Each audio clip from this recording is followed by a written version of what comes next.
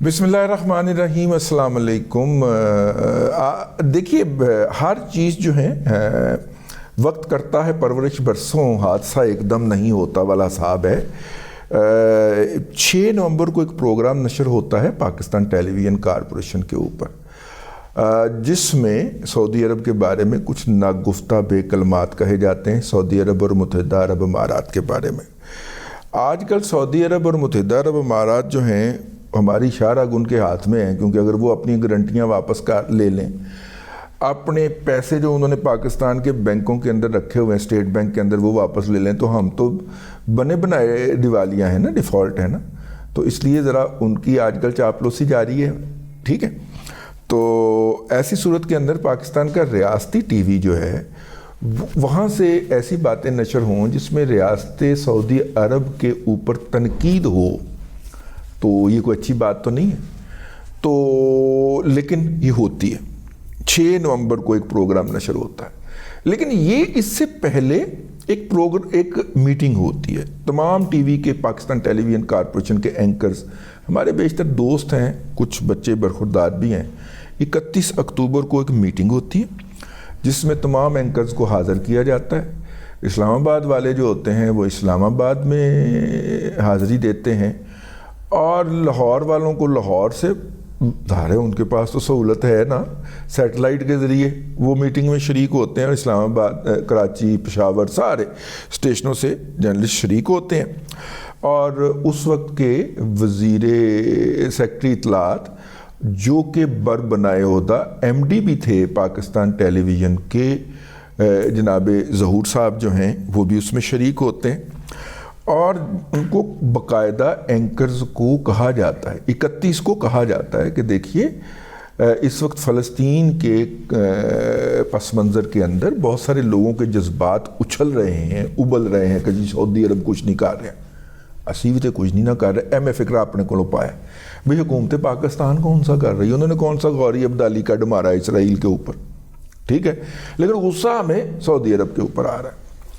तो उन्होंने कहा गया कि आप अपने जज्बात को कंट्रोल में रखें, जो हुकूमत पाकिस्तान की पॉलिसी है आप उस पॉलिसी के मुताबिक चलिए। तो उसके बाद फिर जो है वहाँ पे मेरा ख्याल है मुर्तज़ा सोलंकी साहब भी होते हैं, लेकिन ज़हूर साहब तो होते हैं, और वो बताते हैं तमाम एंकर्स को कि आप आर्टिकल 19 की बहुत बात करते हैं, उसके अंदर 19A भी पढ़ लिया। और 19A के अंदर लिखा हुआ है कि पाकिस्तान के किसी दोस्त मुल्क के ख़िलाफ़ आप गुफ्तगू नहीं कर सकते, पब्लिकली भी नहीं कर सकते, मीडिया पे भी नहीं कर सकते, और सरकारी मीडिया पे तो बिल्कुल भी नहीं कर सकते, ठीक है ना। तो लिहाजा आप जो हैं आइन की वायलेशन करेंगे अगर आप सऊदी अरब के ऊपर या दूसरे दोस्त ममालिक के ऊपर तनकीद करेंगे। अब जनाब, ये 31 अक्टूबर को ये पूरा जब लेक्चर दे दिया जाता है, तो 6 नवंबर को फिर कोई हाफिज़ नजमुस साकिब साहब हैं, मैं पहले उनके ऊपर एक प्रोग्राम कर चुका हूँ, वो अपने प्रोग्राम के अंदर वही हरकत फरमाते हैं। अच्छा, इससे पहले क्या होता है? इससे पहले एक आसमा इकबाल साहिबा हैं, बड़ी सीनियर एंकर हैं, मतलब कि ठीक है, तो आसमा इकबाल साहिबा भी ये हरकत फरमा चुकी होती हैं। अच्छा, ये इन लोगों को ज़ाती तौर पे जानने वाले लोगों को पता है कि ये कोई इतने ज़्यादा फ़लस्तीन की काज के लिए कोई जज्बाती लोग नहीं हैं, ठीक है ना। अच्छा, तो फ़लस्तीन की काज के लिए जज्बाती लोग नहीं हैं, तो फिर ये ऐसा क्यों कर रहे थे? मैंने फिर ना जनाब तफ्तीश शुरू की एक दो लोगों से बात की कि यार, अगर ये इतने जज्बाती लोग नहीं हैं, दे आर जस्ट प्रोफेशनल्स, ठीक है, तो ये ऐसा क्यों कर रहे थे? तो फिर कल मुझे जवाब मिल गया इस पार्टी का, जो मैंने व्लॉग किया था दूसरा, उसके जवाब के अंदर फिर पार्टी ने मुझे जवाब लाजवाब भिजवाया। उन्होंने कहा कि आपको पता नहीं है कि ICC के जो राइट्स हैं उनके हवाले से फ़ैसला साजी जो है वो आइंदा चंद दिनों में होनी है, ठीक है। तो उस वक्त MD-PTV होना बहुत बड़ी बात है, क्योंकि आपकी नस्लें संवर जाएंगी ना। एवं धक्का जिहा भी लग गया तो मेरा मतलब है कि 2-2.5 अरब रुपए का धक्का है ना, آہو ہاں. اور اس کے بعد پھر میرا مطلب ہے کہ آئی سی سی کی طرف جو رائٹ ہے وہ آگے کس کو ملنے ہیں، پی ٹی وی کے علاوہ اور کون سا دوسرا ٹی وی یہ دکھا پائے گا. اگر یہ بات، یہ کتنی کی بڑی گیم ہوتی ہے، اگر آپ نے یہ جاننی ہو تو آپ جو ہے وہ پھر اے آر وائی تک پہنچ جائیں گے کہ اے آر وائی بنیادی طور پہ کیوں مرا جا رہا تھا کہ پی ٹی آئی جو ہے اس کے حق کے اندر وہ پی ٹی آئی کی حمایت مفت میں نہیں کر رہا تھا. وہ جو انہوں نے اپنا سپورٹس کا اے ٹی وی لانچ کیا ہے نا، اگر آپ غور سے دیکھیں تو اے سپورٹس جو انہوں نے لانچ کیا ہے وہ بنیادی طور پہ ان کی اربوں روپے کی دہاڑی تھی جو ان کو مفت میں رائٹ اٹھا کے دے دیے گئے یا اونے پونے دے دیے گئے. اس کے اندر انہوں نے کافی زیادہ کڑچ قسم کا مال بنایا. راتوں رات ٹی وی ابھی لانچ نہیں ہوا تو رائٹ اس کو عطا ہو گئے تھے. یہ اتنا بڑا کعبہ گیری ہوئی تھی. تو اگر ہم اس کو کھولتے ہیں تو آئی سی سی سے ہمارے معاملات خراب ہوتے ہیں، تو لہذا اس کو حکومت پاکستان نے بند رہنے دینے کا فیصلہ کیا. اب وہ دوبارہ ہونے جا رہا ہے، ٹھیک ہے. اور وہاں پہ اس وقت جو بھی ایم ڈی صاحب ہوں گے، اس لیے یہ جو ظہور صاحب ہیں ان کی ٹانگ کھینچی گئی اور ان کے اوپر یہ والا ملبہ ڈالا گیا کہ جناب سعودی عرب پہ چونکہ حافظ نجم ثاقب نامی ایک اینکر نے تنقید کر دی ہے اور اس سے پہلے آسمہ اقبال بھی تنقید کر چکی تھی، تو لہٰذا یہ جو تعلقات دونوں ملکوں کے اندر خراب کرنے کی سازش ہوئی ہے اس کے اوپر. اب ظہور صاحب جو ہیں ان کو چاہیے تھا، شریف آدمی، آپ کمیٹی بنا دیتے، کمیٹی جو رپورٹ پیش کرتی اس کے مطابق آپ سزا دے دیتے. انہوں نے جناب ہائی مورل گراؤنڈ کے اوپر کھڑے ہونے کا فیصلہ کیا اور کہا کہ جناب میں ذمہ داری قبول کرتا ہوں اور میں ہٹا دوں.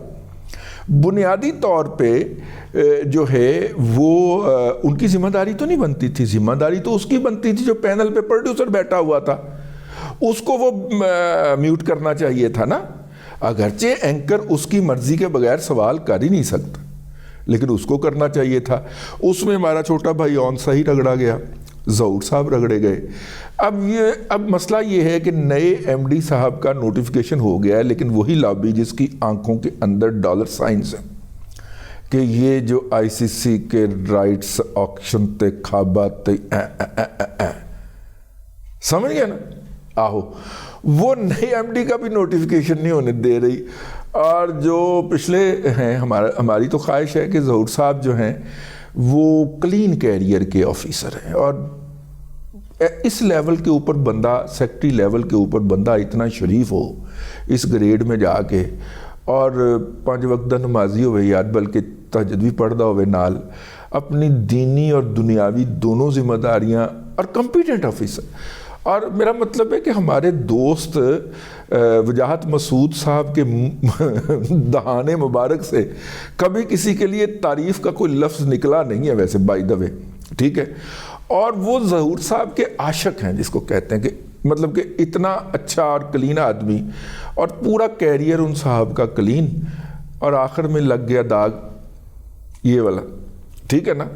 تو جس طرح مطلب کہ اپنا ہے نا جسٹس شوکت عزیز صدیقی کہ نہ تو مینوں تسی نوکری تے بحال کر سکتے ہو، ٹھیک ہے، نہ مجھے کوئی اور فیور کر سکتے، یہ میرے اوپر جو داغ لگا یہ ہٹا دیں، ٹھیک.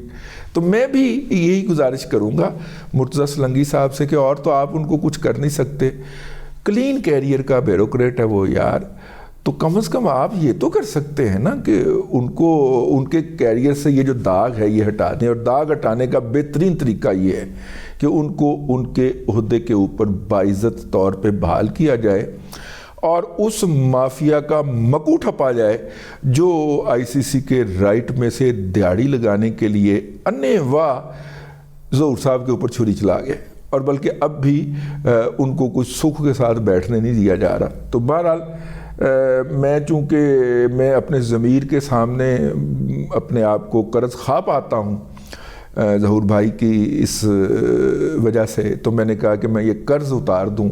قرض دار جی، قرض خواہ تو وہ ہیں، قرض دار پاتا ہوں، تو میں نے کہا میں یہ قرض ادا کر دوں. ظاہر ہے ان کے ساتھ زیادتی ہوئی ہے اور ایک بہت بڑی لابی نے ان کو ٹارگٹ کر کے ہنٹ کیا ہے. یہ جو معاملہ ہے یہ انڈو ہونا چاہیے. اب تک کے لیے اتنا ہی، اگلے ولاگ کے اندر آپ کی خدمت میں پھر حاضری ہوگی. اللہ تبارک و تعالیٰ آپ کو آسانیاں عطا کرے اور آسانیاں خلق خدا میں تقسیم کرنے کی توفیق عطا کرے.